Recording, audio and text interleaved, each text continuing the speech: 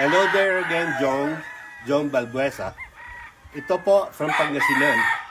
Ito po, Jong, ang The Duke Halsey Lemon na matagal na rin namin binibreed.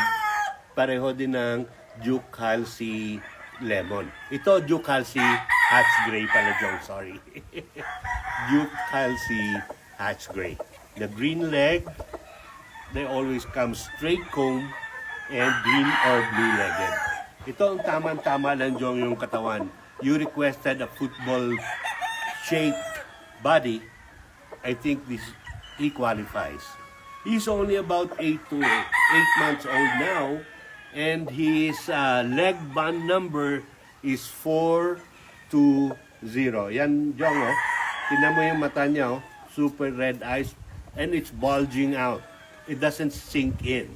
No? Lumalabas siya. Yan ang maganda sa manok. Tingnan mo yung kanyang mga buntot. Very thick and long for his age, which is 8 months. Tingnan nyo yung station niya. And his weight, Jong, is only 1/8. So at for his size, this is considered sa size niya ba, sa kanyang panlangkad, okay na tong size niya. Unless you want yung manok na mahaba ang paa sa katawan niya, hindi naman siguro balansyado na manok yun. Pagka ganon, no? So, but anyway, maganda po ito. That's why we bred them for 4 decades already. 4 long decades. So, they are tested and proven. Naka-champion na itong bloodline na ito sa World Slasher. Okay, so, tested and proven line.